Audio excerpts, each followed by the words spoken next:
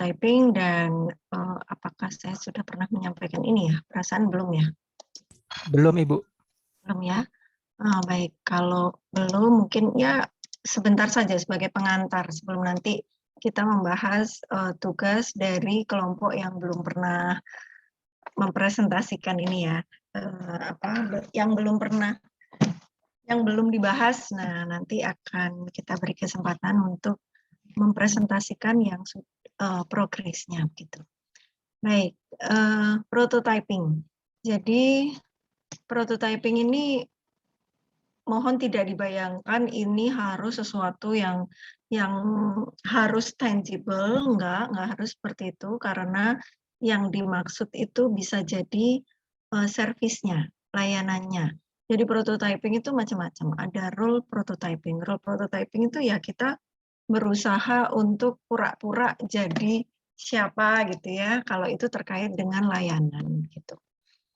Prototyping itu nanti ada dua, ada low fidelity prototyping, ada high fidelity prototyping.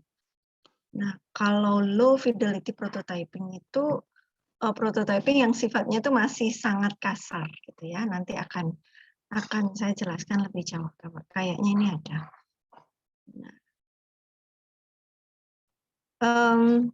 Jadi begini Bapak Ibu, ini adalah beberapa hal yang perlu diperhatikan ketika kita membuat prototyping. Prototyping itu sebenarnya tidak harus berupa high fidelity. High fidelity itu yang mirip seperti aslinya, yang sudah seolah-olah ya sudah sangat siap untuk diluncurkan gitu ya. Nah, itu adalah high fidelity prototype. Namun sebenarnya maksud kita di design thinking ini, jadi ada 5 fase kan kalau versinya Stanford School. Ada empathy, habis empathy, ada apa? Define, ya. Habis define ada ideate, habis ideate ada deliver, habis deliver ada test. Jadi test itu menjadi bagian yang embedded gitu loh dalam satu rangkaian design thinking. Karena apa? Karena ya ini tadi, ini nanti kita bahas. Kalau desain itu tidak kita teskan, kita khawatir kita mungkin terlalu banyak dengan angan-angan kita sendiri, ternyata tidak selamanya dipersepsi dengan tepat oleh user, tidak selamanya ternyata memenuhi kebutuhan user gitu. Nah, hal pertama yang perlu diperhatikan ketika membuat prototype. Bapak Ibu, ketika Bapak Ibu menghadapi permasalahan design thinking ini ya, project design thinking ini, seringkali itu langsung terbebani dengan prototyping-nya. Seringkali langsung merasa, lah ini nanti diapakan? Sampah ini nanti diapakan? Udah terbayang beratnya.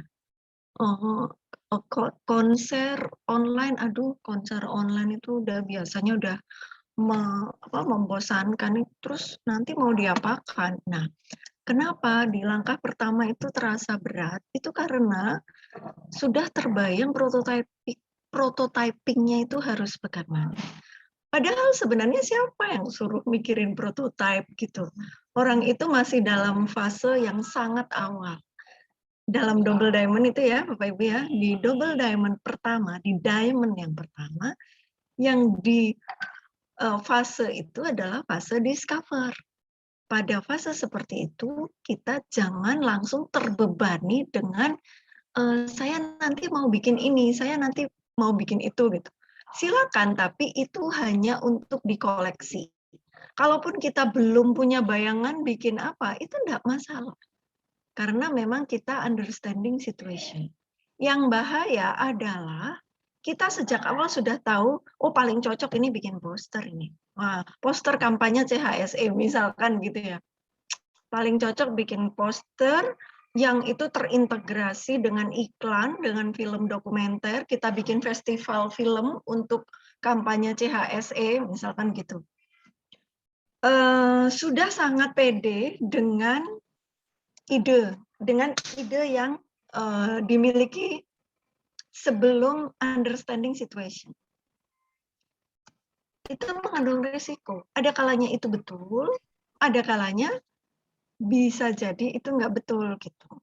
Nah, termasuk yang tentu kemarin juga begitu. Bukannya salah, bukan. Cuman eman-eman kalau kita melewatkan suatu proses yang sebenarnya bisa mengantarkan kita pada inovasi yang mungkin lebih unik begitu ya.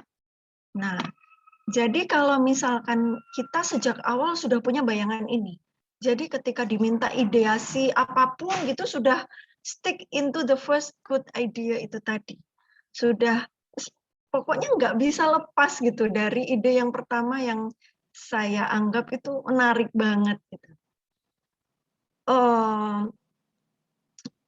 Jika setelah mengamati pain gain-nya user, jika sudah melihat opportunities-nya memang ada di situ, ya silakan gitu. Mau dilanjutkan persis seperti bayangan yang pertama tadi, ya monggo, ya nggak apa-apa gitu. Pastikan bahwa kita tidak terlalu terkunci dengan ide yang pertama tanpa melihat lebih detail lagi apa yang terjadi, customer job-nya itu apa, kemudian pain-nya itu apa gitu. Yang berbahaya yaitu tadi, customer job-nya itu dilihatnya global, jadi yang detail-detail itu kelewat semua gitu loh. Jadi tidak gain creator, pain reliever itu nggak efektif jadinya. Okay. Nah itu common pitfall ya, common pitfall ya artinya ya biasanya gitu ya.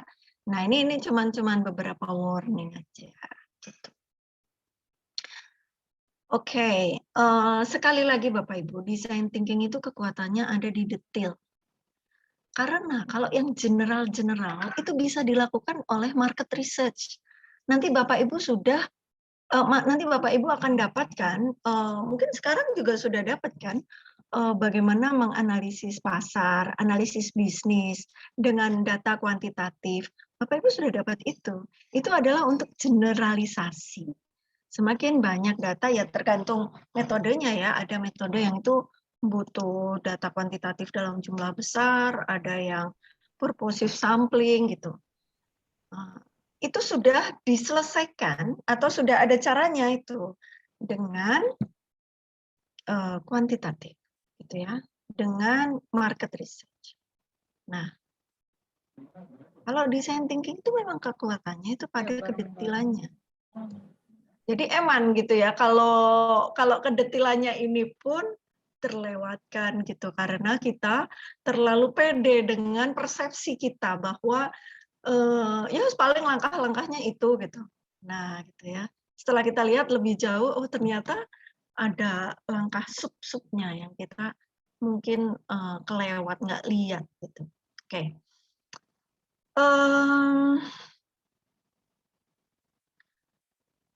Ada di uraian ini yang perlu diperhatikan adalah jadi begini Bapak Ibu. Intinya itu gini. Seharusnya perjalanan dari Surabaya ke Jakarta itu kan sudah dilakukan oleh banyak orang. Besar kemungkinan sukses kan. Tetapi pernah nggak ada kalanya perjalanan dari Surabaya Jakarta itu mengalami hambatan. Nah, biasanya ya Surabaya Jakarta misalkan kalau pakai tol itu berapa? 10 jam ya? 10 jam ya. Kalau 8 jam itu enggak mungkin terlalu cepat, bahaya. Ya. Misalkan seperti itu. Nah, tetapi apakah itu selalu mulus? 365 hari perjalanan di tol Jakarta-Surabaya itu selalu mulus? nggak selalu mulus kan. Ada situasi-situasi ketika di jalan tol itu terjadi masalah, entah itu kecelakaan, entah itu mungkin peak hours, antrian ketika menuju rest area, atau ya, lah masalah-masalah itu yang kadangkala tidak kita antisipasi. Nah, karena apa? Ya karena yang dilihat itu masalah global-globalnya. Saya dulu pernah cerita yang ini kan, Bapak Ibu, yang pemilu tahun lalu, pemilu periode lalu itu 2000 berapa itu 19 ya, yang kemudian banyak petugas KPPS yang wafat karena kecapean itu. Nah, itu saya rasa tragedi. Karena apa? Karena tidak pakai design thinking, karena nggak pakai consumer journey mapping gitu loh. Nggak pakai user journey mapping. Seharusnya bikin prototyping-nya dulu. Prototyping-nya itu dalam bentuk, coba kita simulasikan. Apa yang harus dilakukan oleh KPPS? Oh, seminggu sebelumnya dia harus mengedarkan surat gitu ya, kepada surat panggilan pemilihan ya, kepada para ini.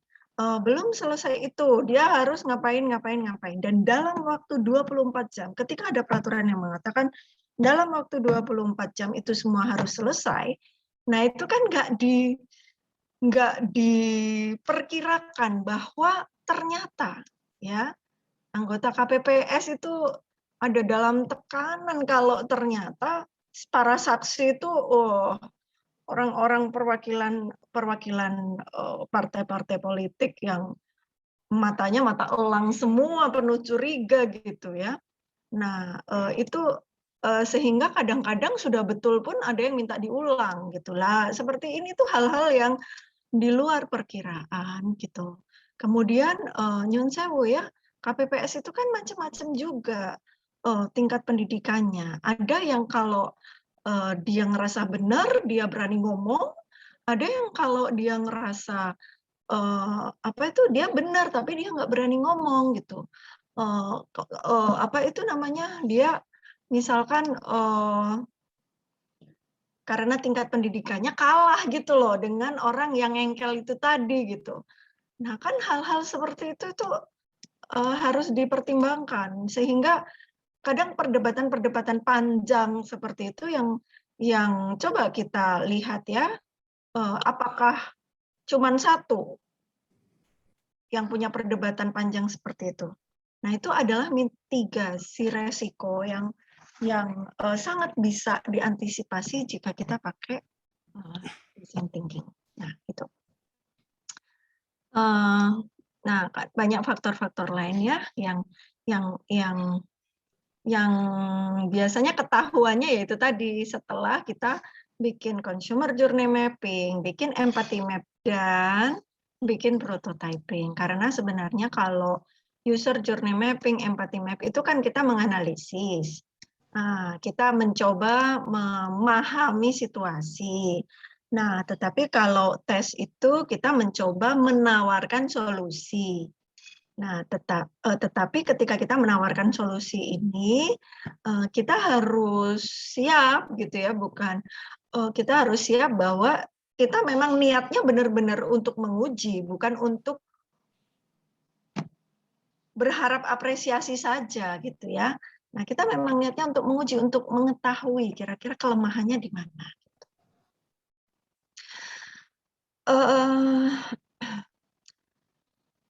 Ya itu tadi ya, tidak selamanya yang first good idea itu pasti memang benar-benar bagus. Kalau benar-benar bagus ya mungkin kita beruntung gitu ya.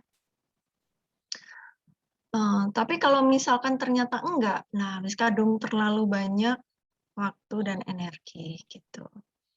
Jadi ya ini tadi, ideasi, ideasi, ideasi.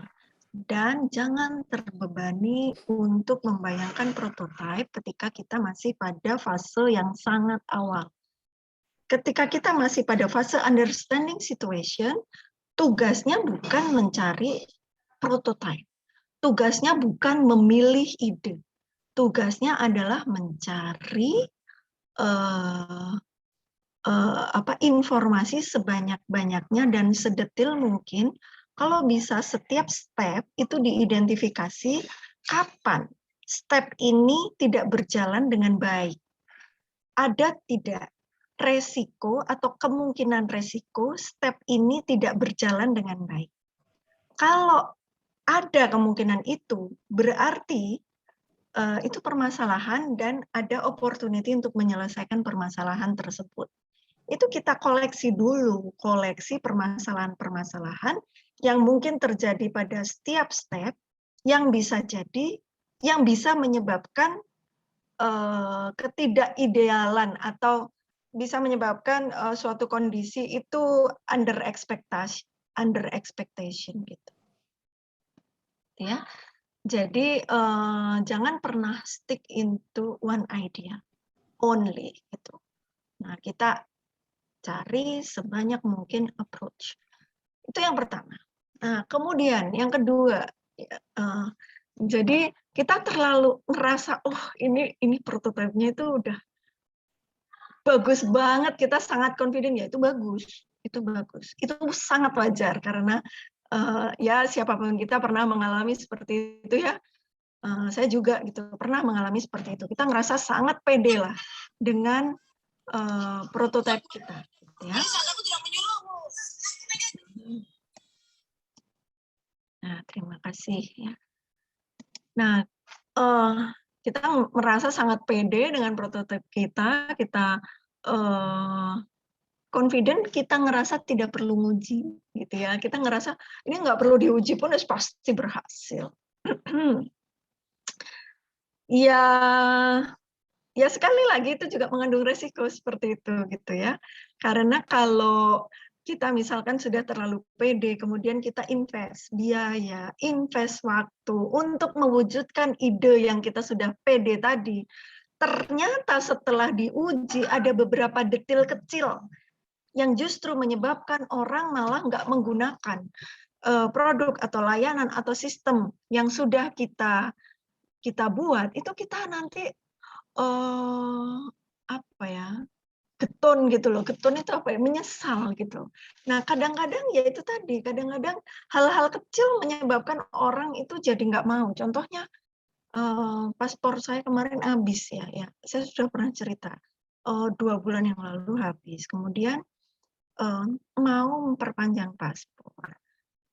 Maksudnya itu bagus gitu supaya semua orang bisa follow Instagramnya imigrasi, supaya mungkin banyak followernya gitu ya. Terus mungkin supaya ya menerapkan IT lah ya di imigrasi gitu. Saya tahu itu maksudnya mungkin seperti itu. Tapi yang terjadi adalah saya datang ke sana, oh itu harus download dulu aplikasinya. Ada cara lain nggak selain download?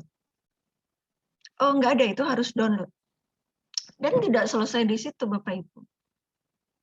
Itu hanya dibuka, terserah dia gitu. Jadi setelah download, antrian untuk mendapatkan aplikasi untuk mendapatkan antrian. Nah, kemudian antrian itu hanya dibuka suka-suka dia. Gitu. Kadang Jumat sore, kadang Minggu sore, kadang Jumat sampai Senin gitu. Yang itu sewaktu-waktu dia tutup. Jadi Ibu pokoknya pantau terus IG-nya imigrasi gitu dia. Nanti kalau ada notifikasi kabar gembira antrian dibuka, Ibu cepet-cepet itu apa itu namanya masukkan data. Gitu caranya. Itu bagus kan? Dari sisi siapa gitu. Nah, artinya itu yang kita perlu tahu. Jadi kita ngerasa itu akan bagus banget. Orang kan jadi pantau terus, tapi pantau dengan happy apa enggak gitu kan jadinya. Nah, jadi itu Bapak Ibu. Artinya ketika kita punya ide, kita punya prototipe, nah itu hati-hati kalau uji ini sekali lagi jangan dipersepsi bahwa nggak boleh gagal gitu loh. Gagal itu ya kita memang pengen nguji gitu. Jadi ya gagal itu enggak apa-apa. Gagal ya iterasi, ya diperbaiki gitu aja kan, gitu loh. Nah, oke, ini ya itu tadi ya, kalau sudah overly invested, sudah kadang bikin aplikasinya, sudah sudah hampir jadi ternyata orang nggak suka gitu lah, iyo. Eman gitu ya. Nah, seperti itu. Jadi pada early stage itu Bapak Ibu bisa pakai apa saja untuk mengetes. Yang dites itu idenya, bukan penampakannya, bukan tampilannya, tapi idenya. Jadi misalkan yang konser online itu ya, ya kita nggak perlu sampai ada band yang kemudian konser beneran, nggak perlu sampai ke situ. Kalau yang diuji adalah ide bagaimana supaya penyanyi nyanyi bareng sama orang yang di rumah, ya bisa pakai apa aja, pakai Zoom, pakai Google Meet atau pakai apa gitu ya.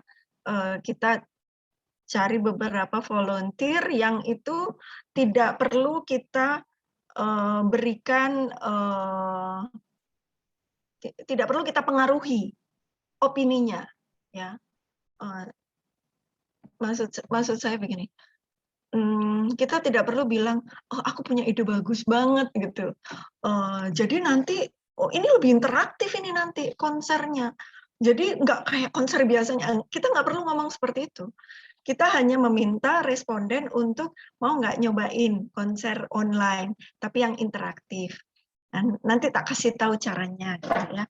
Kamu tinggal ya kita minta dia untuk melakukan persis seperti kalau kita pengen meminta partisipan sebenarnya itu harus ngapain gitu. Nah, tetapi ya dengan pura-pura atau dengan apa itu namanya, ngambil konser dari YouTube atau yang sudah ada itu enggak apa-apa, karena yang dinilai adalah seberapa antusias dia itu sebenarnya, seberapa sulit gitu mewujudkan ide itu gitu. Karena di atas kertas kayaknya gampang, ternyata ada detil-detil yang menyebabkan itu jadi agak sulit gitu ya. Baik.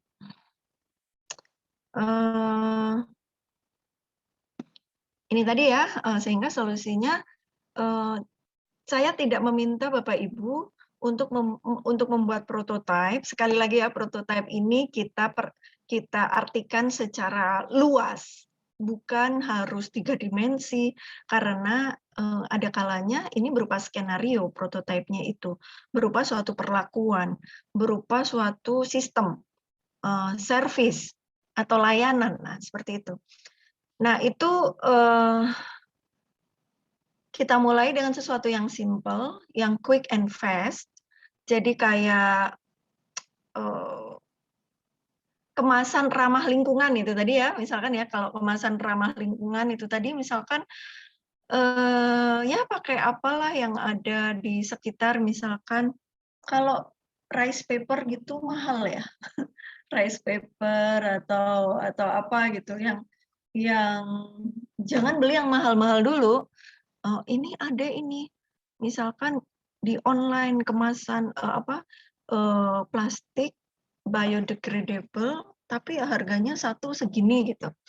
Kalau itu masih masuk dalam hitungan, masih termasuk low cost, ya nggak apa-apa, karena yang diuji adalah ketahanan materialnya. Tapi kalau ternyata mahal banget, ya mungkin hal yang lainnya saja dulu yang diuji, misalkan apa ya, bagaimana ketika itu di-pack atau bagaimana ketika itu mungkin bentuk-bentuknya. Nah, untuk explore bentuknya nggak harus pakai material sebenarnya, pakai material yang lain saja dulu, karena kalau material sebenarnya nanti jadi terlalu mahal. Nah, misalkan seperti itu. Ya. Nah, ya, berikutnya ini. Ketika kita membuat prototipe, kemudian kita menguji, kita tidak perlu menghabiskan terlalu banyak waktu memberikan penjelasan dan meyakinkan responden bahwa prototipe kita itu bagus banget loh ini, gitu. Ini pokoknya sangat berguna untuk meningkatkan kualitas hidup Anda, misalkan seperti itu enggak perlu gitu. Show atau show seperti ini. Sudah, kita ada waktunya ketika kita nanti akan menggali perasaan mereka terhadap produk atau layanan atau yang kita bikin itu.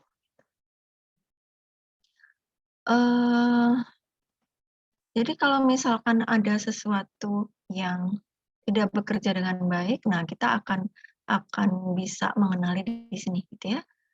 Oke, ya ini tadi kita supaya apa? Supaya dia nanti nggak pura-pura senang, nggak pura-pura bahagia. Oh my God, ya. 10 menit lagi nih selesai Bapak Ibu. Nanti masuk lagi di link yang sama ya. Masuk lagi di link My ITS Classroom. Karena saya pikir tadi Pak Agus bikin link, karena Pak Agus ternyata belum membagikan linknya. Oke, baik. Jadi tidak perlu menjelaskan, ya, tidak perlu mempengaruhi, tidak perlu mempersuasi. Kita tunjukkan saja cara kerjanya begini. Yang perlu dilakukan adalah begini. Sudah, gitu. Nanti ada waktunya kita mencoba menggali bagaimana perasaan dia, apakah masih ada pain-nya, ataukah ada ide yang mungkin partisipan juga ada ide gitu ya. Nah, kemudian berikutnya sekedar ada prototipenya itu juga kurang baik, karena kalau sekedar ada prototipenya sebenarnya bikin prototipe itu untuk apa gitu kan? Apakah untuk menguji flow-nya suatu layanan, ataukah untuk menguji uniqueness-nya kita? Jadi ketika kita menyampaikan uniqueness, behavior orang seperti apa? Nah, misalkan gitu, itu tuh kita bisa mencari fokus. Jadi mungkin ada beberapa langkah yang umum. Jika Bapak Ibu misalkan di low fidelity itu pengen fokus ke langkah yang unik ini dulu, ya nggak apa-apa. Langkah yang unik itu dulu yang dicoba gitu. Nanti ketika ternyata langkah unik yang kita anggap kayaknya ini paling menarik itu ternyata responnya positif, kita bisa meningkat ke prototyping yang lebih halus lagi gitu. Keseluruhan proses diujikan gitu. Nah, itu enggak apa-apa. Biasanya ya istilahnya kayak gladi bersih gitu loh. Nah, gladi bersih itu kan juga nggak sekedar gladi bersih kan, apa sih yang mau dicek gitu. Yang dicek misalkan MC ini ngomongnya gimana sih? Nah, kan gitu. Terus ketika video-video ini diputer, itu gimana kira-kira ada masalah teknis atau tidak? Nah, kan seperti itu ya Bapak Ibu ya. Kalau gladi bersih sekedar ya wes ini dilewati aja, dilewati, lah ngapain juga gladi bersih gitu kan. Nah, seperti itu.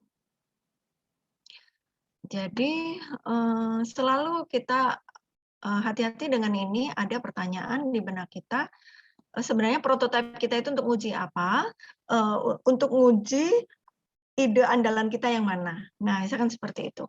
Jadi bisa memilih fokus untuk yang low fidelity prototype ini. Oke. Kemudian, oke, ini merasa galau kalau prototipenya gagal gitu.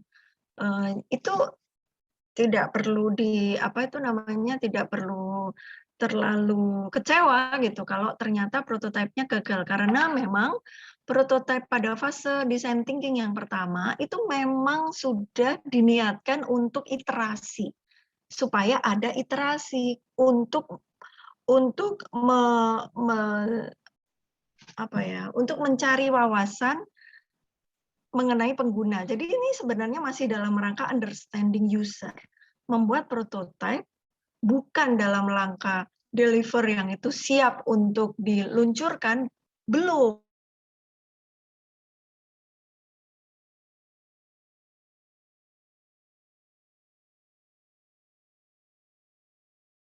karena memang kita itu untuk mengetahui apa yang bikin orang suka, apa yang bikin orang nggak suka dengan desain ini. Kalau yang tadi itu kan, kalau yang empathy map, user journey mapping, itu kan kita berusaha memahami perilaku, perasaan user terhadap sesuatu yang sudah ada. Nah, tetapi kalau di pengujian prototipe ini kita berusaha memahami bagaimana perasaan user terhadap ide yang kita buat gitu ya.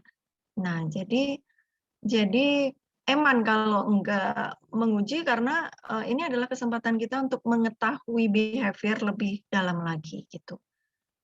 Oke. Nah, jadi lebih baik gagal mengantisipasi kegagalan secara dini gitu daripada kalau sudah kadung dibuat detail ternyata nggak berjalan dengan baik. Oke, baik. Jadi, gagal itu apa sih, gitu. Nah, kemarin kalau Bapak Ibu ada yang nonton konser 61 ITS bersama Leto, itu ada Sabrang ngomong tentang kreativitas gitu ya, tentang, seni gitu. Nah, persis seperti yang sering kita lakukan. Artinya kita harus memberikan ruang jalan. Karena kalau kita memang niat di situ, memang menikmati prosesnya itu, maka kegagalan itu bukan sesuatu yang negatif, karena kegagalan itu akan memberikan kita pembelajaran tentang sesuatu, dan ya memang namanya bermain gitu ya. Nah, ini kita anggap bermain aja Bapak Ibu ya. Nah, namanya bermain kan apa ya, menang terus gitu kan ya enggak. Namanya belajar naik sepeda ya ada gagal-gagalnya gitu ya. Nah, justru kegagalan itu yang bisa membuat kita belajar lebih banyak. Jadi bukan kegagalan, tapi itu kita anggap sebagai belajar ya. Kemudian kayaknya nggak perlu deh untuk nguji nih ya, karena ya kita semua sudah tahu lah prosesnya ya. Misalkan seperti itu, kita sudah tahu prosesnya kayak nggak usah gladi bersih lah, nah, misalkan kayak gitu ya. Jadi gladi bersih itu sebenarnya prototyping itu. Terutama kalau kita mengajak penonton melakukan sesuatu, misalkan ice breaking-nya atau apa, itu sebaiknya digladi bersihkan gitu. Karena bisa jadi garing krik-krik-krik gitu kalau nggak digladi bersihkan gitu ya. Nah, ya memang menghabiskan waktu, cuma ya itu tadi, kalau misalkan investment kita itu nantinya besar dalam hal ini, maka tidak ada salahnya kita menghindari kerugian yang lebih besar dalam hal ini gitu ya. Jadi apa harus diuji tuh Bu? Saya mendapatkan banyak pertanyaan-pertanyaan seperti itu, apa harus diuji? Ya, itu tadi keuntungan kita melakukan prototipe itu ya itu tadi, kita jadi tahu bagaimana persepsi user sebenarnya. Mungkin kita terlalu asik bermain dengan imajinasi kita sendiri, ternyata pengguna itu yang nggak terlalu suka, biasa aja gitu. Ada cara untuk mengajak user ikut memikirkan bagaimana supaya produk kita itu bisa lebih baik lagi. Kalau ternyata ide yang ini tidak berjalan, kita bisa tanya ke dia, menurutmu sebaiknya bagaimana? Nah, gitu. Jadi partner ya, partneran kita sama responden. Oke. Jadi kalau prototyping itu sebenarnya ya itu tadi, mengalah untuk menang, mengalah untuk menang. Menghemat waktu sedikit untuk mendapatkan yang lebih banyak nantinya. Nah, seperti itu sih Bapak Ibu. Ini kuliah motivasi untuk membuat prototipe. Baik. Nah, mungkin kita cukupkan terlebih dahulu untuk penjelasan mengenai prototyping ya, Bapak Ibu. Kita end dulu, nanti balik lagi ke link yang tadi sudah saya sampaikan. Silakan dipersiapkan kalau mungkin ada ada pertanyaan dan saya persilahkan nanti kelompok berapa yang belum saya bahas ya, kelompok 7, kemudian kelompok berapa lagi? Kelompok 5 ya, belum ya? Kelompok 4, 5, 7 ya yang belum ya? Nah, silakan nanti bisa menyampaikan presentasinya setelah ini. Kita end dulu, kemudian Bapak Ibu kembali lagi ke link yang tadi ya. Saya mohon maaf atas ketidaknyamanannya. Saya end dulu, 3, 2, 1.